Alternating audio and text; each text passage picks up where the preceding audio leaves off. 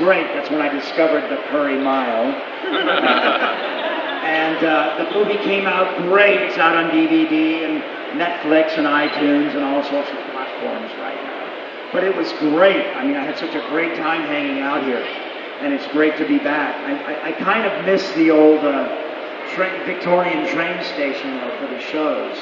That's such a beautiful building. I think one of the big surprises for me in Manchester is how much I love the architecture. It's really cool. Anyway, so I pimped the last showing. Fear Clinic's out. I just finished a down and dirty little horror movie called Funhouse Massacre, and I've got a couple of more movies on my schedule this year. But that's it for me bragging. Now let's do the Q&A. Who's first? Oh, see you later. Hiya, Robert. Do you think that Freddy could ever find love?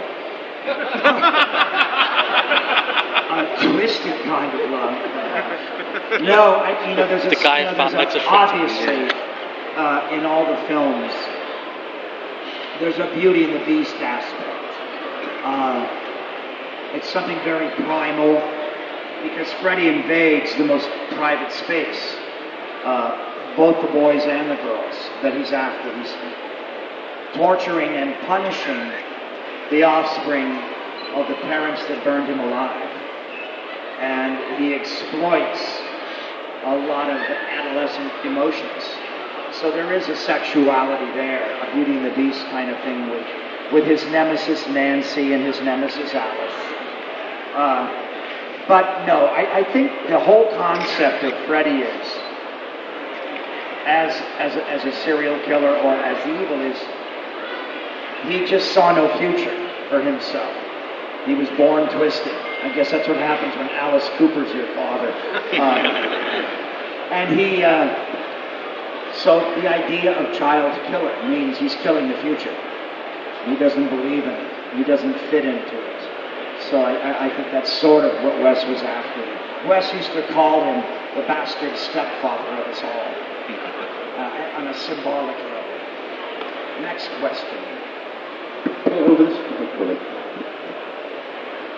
Hi, what did you think of the rebooted Night on Elm Street? We're talking about the remake now.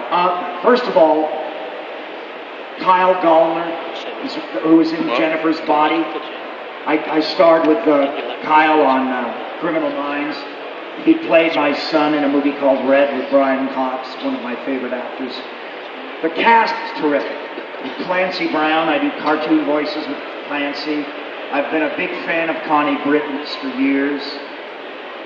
I think she was very well cast as the mother. I like the cast. The director directed one of the greatest videos of all time, the Nirvana video. It Smells Like Teen Spirit. But at two things I think hurt the film. One is they reshot the opening at great expense. And I like the opening, but it casts the whole movie under a pall, under a kind of a dark cloud.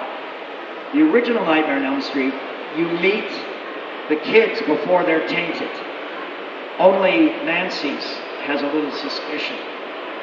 And you need to go through that process where you see them become fatigued and exhausted. They're already fatigued and exhausted when the movie starts. You never get to see them sort of happy-go-lucky. And you need to invest emotionally with those kids before Freddy starts to knock them off like 10 little Indians. So they're kind of missing that. The other thing that I think happened with the film, we had just released the sort of deluxe Blu-ray, digitally remastered DVD box set of all of the other movies. And I'd just begun to get the feedback from a whole new generation of fans. In 2010, if you were a 12-year-old boy and you went and your dad and you're having a sleepover and your dad brought a couple of your buddies down, oh, when I was a young man, this is the horror movies that I watched. But if he popped them on a 50-inch flat screen, digitally remastered Blu-ray, immaculate, they actually look better than in the mall, in the cinema, in the shopping center that we saw most of them in. or that old scratchy VHS tape that we were passing around. So I got a whole new generation of fans.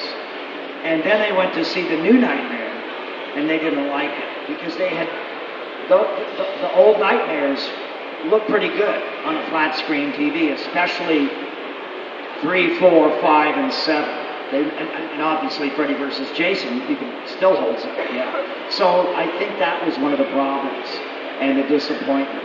If that remake was just coming out now, I think it would have been more successful. Next question.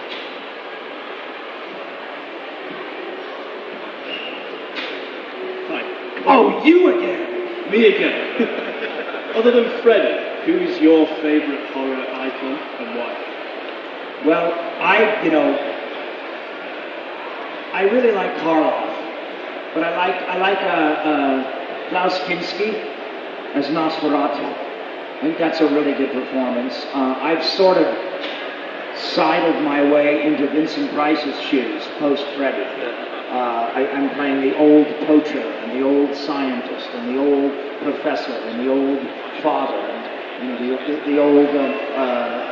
I'm always somebody old now, but my face aged much differently than I thought it would. And when I finally came, because I looked like a kid until I was 40, I'd get carded in pubs. But when my face finally did start to age, I got a little bit of Trevor Howard and a little bit of Matt von Sydow, a little bit of George C. Scott. So I've kind of gotten into the Vincent Price roles, and I really love Vincent. His first movie that I remember was Laura. I love the Dr. Phibes movies, that he did. They were a lot of fun. And then late in his career, the way he went out in Whales of August with Betty Davis and Lillian Gish, who goes all the way back to, the silent screen days. So I like when I hear my name mentioned with those icons. But, I think Anthony Hopkins, Hannibal Lecter, is brilliant. I love Mads Mikkelsen as Hannibal Lecter. Right now, my favorite horror, my must-see TV, is Penny Dreadful. Because it's what I thought a mashup should be. Aside from the fact that I get to see Billy Piper naked. And I knew she was going to be the bride of Frankenstein. Spoiler alert! After she coughed up blood all over Josh Hartnett. But I really love it. I love the writing on that show. However, I'm giving you guys all a hot tip. If you haven't seen Ex Machina, you guys know about Ex Machina? Oh my God, great stuff. The guy that, a new actor that's been discovered in the States named Oscar Isaac. He was in Inside Llewellyn Davis, which is not a genre project. But he's taken the mad scientist to probably the best new place it could be. He's the mad scientist as Steve Jobs, or Bill Gates, which is wonderful. And I love the effects in it. And I just saw It Follows.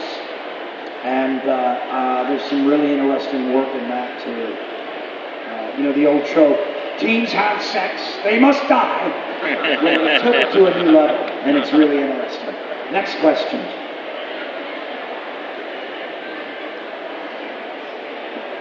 Do you think there's any chance that you could come back as Freddy the last time you got film on TV? No, because they're rebooting the franchise. See, New Line Cinema doesn't own it any longer. They sold to Time Warner. Time Warner and New Line had bought the rights for Friday the 13th, Texas Chainsaw Massacre, and Nightmare on Elm Street. Now, there's a really interesting remake of The Hills Have Eyes. And there's an interesting remake of one of the Friday the 13th. They want to reboot the franchises for a new generation using the new technologies. And part of that problem is the fan problem. Not you guys, but there's a lot of fans who can't get to watch a black and white movie. And yet I could drag half of you in to see some old black and white movies you'd love. You just won't make yourself do them. So Hollywood, in its eternal wisdom, they're too lazy to advertise and program that, so they just remake stuff. But we've always remade stuff. You guys have to remember, the movies your parents' saw were remakes of silent films. And there's only so many stories we have to tell around the celluloid campfire and then we kind of have to change them up and reboot them again. And so, because it's not New Line, because they want to reboot the franchise for a new generation, I may be invited back to play, you know, like in some of the Nightmare films, they go to visit the guy that tells them about dreams, the dream expert, the old dream expert. Well, they might ask me to do something like that as a cameo. And there was a script floating around, you know Michael Rooker from Walking Dead. Well, Michael did a great movie about 15 years ago called Henry, Portrait of a Serial Killer, where they took documentary style and they brought you into the world of a serial killer. It's a great film. That director, John McNaughton, there was a chance that he was going to direct the prequel to Nightmare on Elm Street. And I'd heard rumors about this script, and I was going to dye my hair red and lose a lot of weight, and I was going to be Fred Krueger, the child killer. And it opens with the child killings, and Freddy gets caught. And the parents turn him over to the police, and he's in jail for the middle of the movie. But the stars of the movie are the lawyers that get him out of jail, and the courtroom trial of Fred Krueger. And if you remember the pilot for the TV series by Toby Hooper, so that would have been expanded. So you'd see me, you know, on the stand, you'd see me in the courtroom, you'd see me in my jail cell, no makeup, and the stars of the movie were the horrible ambulance chasing lawyers that get Freddy out of jail, and there was two of them. And then Freddy's out, and then he kills again, and then the parents catch him, and then he's burned alive, and that's the end of the movie. That would have been fun to do. That would have really given me a sense of the circle remaining unbroken. But I think because it's with Platinum Dunes now and Michael Day, I don't think they want to do that. I think they want to reboot the franchise. It'll be interesting, though. I mean, they might be able to get away with a lot more now in Part 2, you know, which we were very subversive with back in the day. And I was always thought that 3 and 4 could be combined into one movie because they have an overlapping cast. Think about it. Next question. Hello. One of my favourite Freddy films was the one where you and Heather reversed roles. So you were playing your cloud. Repeat, please. And one of my favourite Freddy films is where you and Heather basically reversed your roles, so you were playing yourselves. So I was just wondering which was your favourite Freddy film. I love my acting in Part 4. I love, my favorite of the franchise is Part 7, Wes Craven's New Nightmare. We made that for you guys. And it's about you knowing what we know and what we're up to, but we still pull the rug out from underneath you. And you can watch it a lot of times. Lots of people have only seen it once or twice. You can watch the first hour. It's a very clever transition into the dream where Heather goes to visit her husband on the set of a Wes Craven movie. The fan favorite, if we took a vote, if we polled everybody, was probably be Dream Warriors, Part 3. And I recently finally got a hold of the Bangkok poster, the original Thai poster for Part 3, and it's the phallic Freddy Snake swallowing Patricia Arquette. So now I can say I've swallowed an Oscar winner. But yeah, Part 3 is definitely the fan favorite. But for me, it's Wes Craven's New Nightmare, Part 7. Part 1's the scariest. The Part 1 now, it's almost like, it's almost primitive, because we've come so far. It's kind of like King Kong, or Gone with the Wind, not Gone with the Wind, Wizard of Oz. It's kind of primitive, but I wouldn't have it any other way. It's almost like turning the pictures of an old Fangoria magazine, when you see it. But I kind of like that about it. Question. I was just wondering what your favourite killing scene was in the movies. I think, I've said this before, I kind of want to change this answer, but I got to be honest. I really like the boy in the hearing aid. In part 6, because it's so politically incorrect, but it's so perfect for Freddie. Freddie is unapologetically politically incorrect and into his revenge motif, and I really like it. I think it's got a sense of humor to it, and I also love the fact that Freddie's allowed to kill somebody with special needs. I have lots of fans that are in a wheelchair, and I've had friends with special needs, disabled, whatever the politically correct term is this week. But I don't want to insult anybody, but look if I was in a wheelchair, I'd want to be a character on TV too. In a movie, I'd want to be a victim of Jason or Freddy or Hannibal Lecter. I don't think everybody that gets killed by a monster has to be, a willowy 5'8" anorexic girl with a boob job. I think, let's just take a piece of humanity. And I love the fact that Freddy could be that cruel. And I love the fact that we saw that character on screen as well. Next question.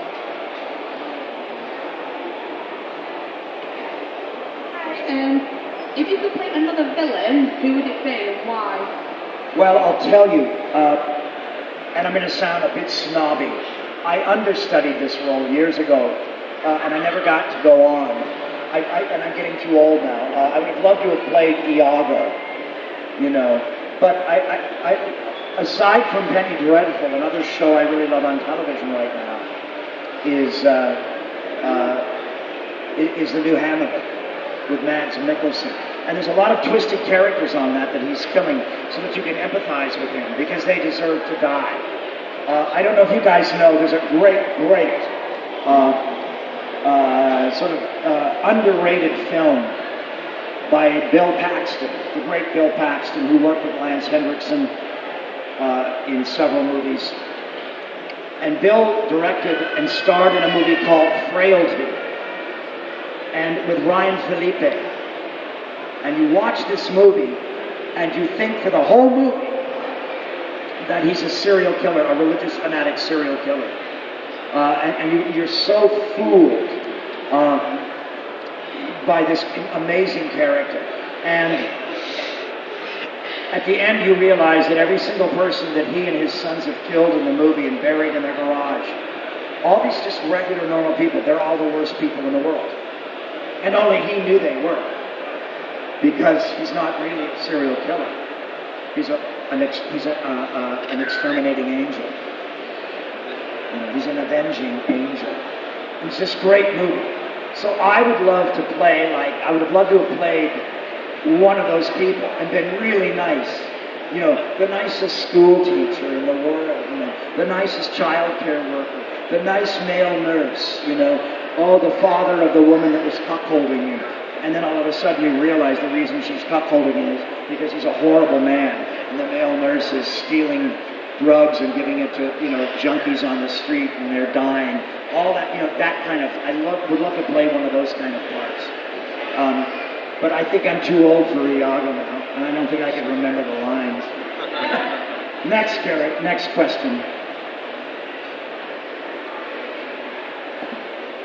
Is there anything about the Freddy character you would change?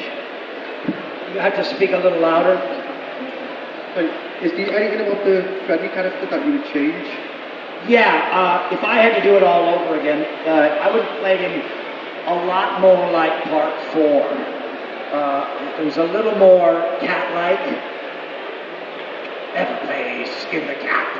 And he's and even though he was jokey, the jokes were a little darker. What you must understand is, in a scene, many times, for instance, the young black actor, Ken Sagos, when I killed him, when I did that originally, it was a hug of death, like a kiss of death. And he slid down my body, and it was very dark. But many times they asked me to do one of the jokes. And what happened is the editors relied on the jokes as a kind of a cinematic rim shot. Brum-bum. Like in vaudeville. That little drum snap that they give at the end of a joke. two guys walk in a bar, bump. You know, guy says to his wife, hey, you know, bump. And so they use the Freddie joke as a natural rhythm for the edit at the end of the sequence. And they relied on it a little too much. They took advantage of my goodwill in giving them optional takes. One dark, one with the Freddie joke in it. So if I had to go back, I would be in the editing room, or I'd say, guys, this time we really need it dark and nasty. This time we can have Freddie make fun of somebody.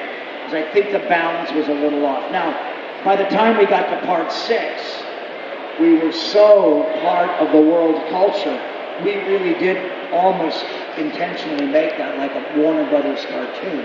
There's actually a shot where I'm pushing something in that, and I'm trying to look like Bugs Bunny. I mean, I remember literally trying to make Freddie look like Bugs Bunny.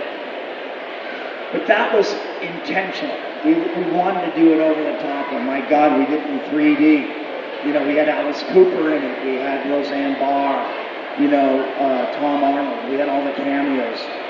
And that was an intentional, over-the-top movie.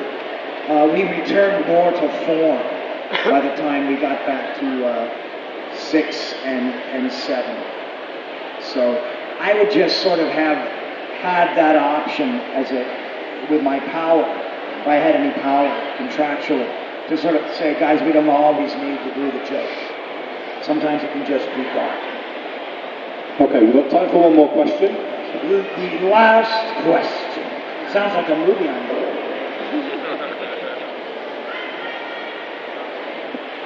Yeah, what's your favourite Freddie quote? Well, the one I made up, children cover your ears. No, it was originally, it was a very awkward line. It was from Part 3, Dream Warriors, and the girl that is the wannabe actress. Freddie says to her, well, now you've made the big time, Jennifer. And I changed it to, welcome to prime time, bitch.